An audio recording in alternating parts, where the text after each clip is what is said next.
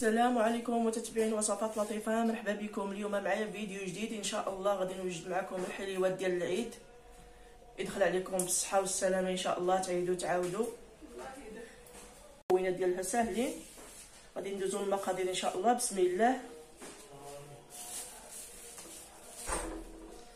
غادي نجيب اناء فاش نخدم.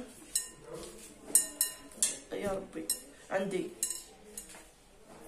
عندي 250 غرام ديال الزبده. هنايا كاين 500 غرام، غادي نقسمها على جوج. عندي 150 غرام ديال السكر الثقيل، كاس العنبه، هذا كاس العنبه عامر، وفاني، سكر فاني، ونص كاس ديال الزيت، وقرصه ديال الملحه. بسم الله. قرصه ديال الملحه غنديرها هنايا. وهاد الزبده غادي نقسمها.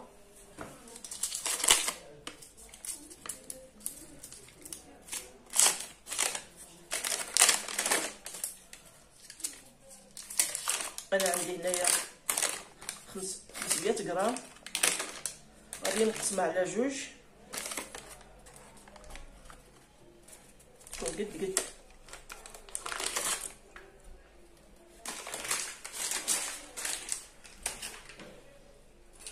وغادي ندير معها السكر فاني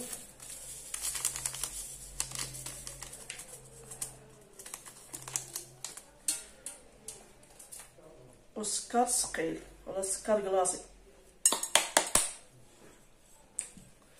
وصافي. غادي نخدم هاد المكونات كلهم بالطراب الكهربائي.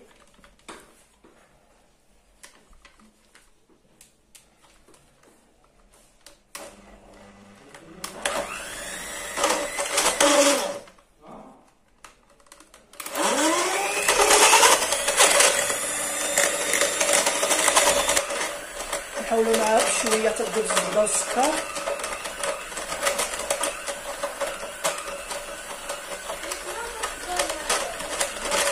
تنخلط الزبده والسكر، عاد نرجع معكم.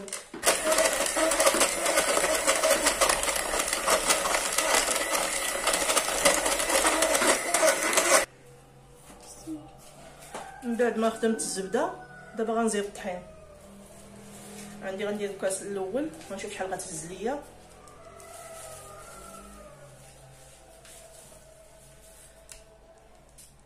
الكاس الثاني،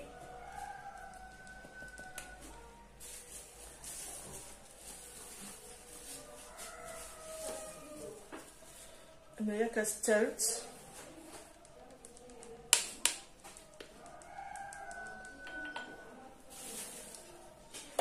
وغادي نخدم بيديا دابا.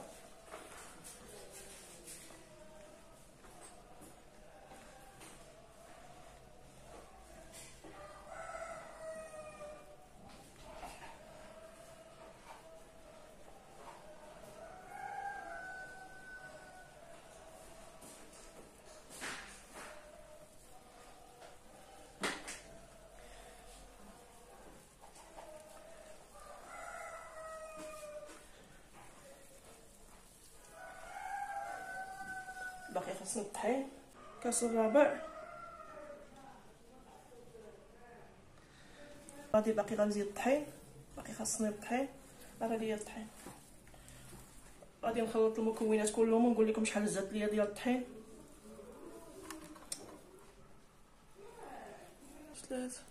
انا من بعد ما جمعت العجينه ديالي قسمتها على جوج، غادي نقسمها على جوج. وحده غادي نزيد فيها جوج خمارات ديال الحلوه، جوج خمارات ديال الحلوه ديال 7 غرام.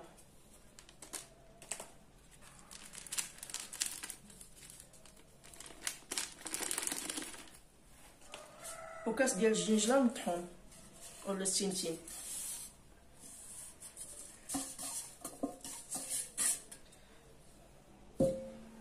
الجنجله اللي هو هذا معروف، السمسم. دابا غادي نخلط.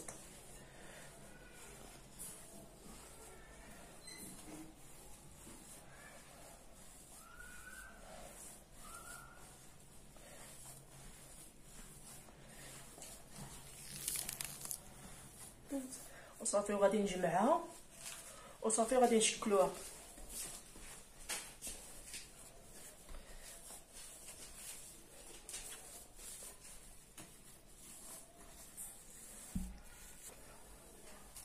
هنا هاد الكميه اللي عندي فيها الجنجلان كنكورها غريبه وصافي. غادي نكمل وغادي ندخلها للفران، غادي نديرها لتحت والعافيه من فوق وجهها باش تفرقع. ملي غتفرقع غنطلعها لفوق شويه تكمل وصافي.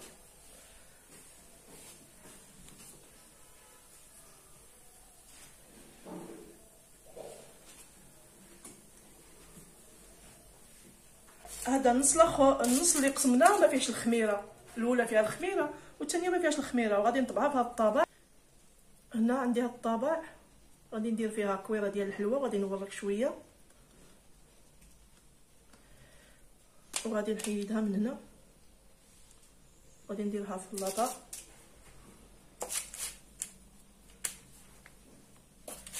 غنبقى نكور هاد الكويرات كلهم وغادي نطبعهم في هاد الطابع وغادي ندخلهم للفران حتى هما، ونديرهم من الفوق العافيه تحت منهم. العكس غريبه تكون الفران عادي، الغريبه العافيه تكون من فوق منها وهذه تكون تحت من الحلوه.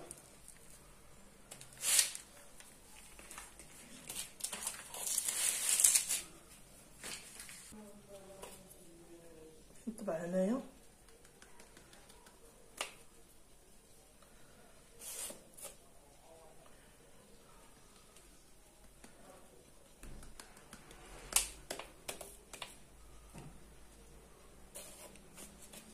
غادي نبقى على هذه الطريقه حتى نكمل الكميه اللي عندي ونرجع معكم.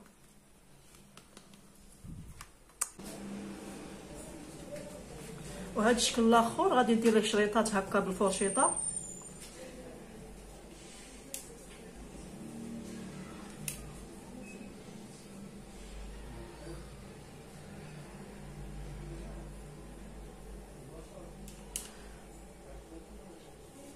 هذا الشكل الاخر الشكل الثالث نفس العجينه ديال الاولى هي هذه، ودرتها شكل طولي ودابا شرطتها بالفرشيطه وغادي نقطعها بحال هكا وصافي. وغادي نديرها في اللاطه وندخلها حتى هي طيب.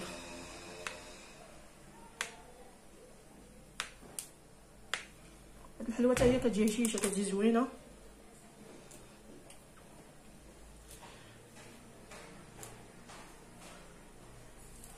وصافي غنكمل معكم بحال هاد الطريقه وصافي. غندخلها للفران الفوق، نديرها من الفوق حتى طيب ونرجع معكم. من بعد ما دخلنا الحلوه للفران طابت خرجتها. دابا غادي ندير عليها السكر كلاصي بعد مسخونه باش يلصق.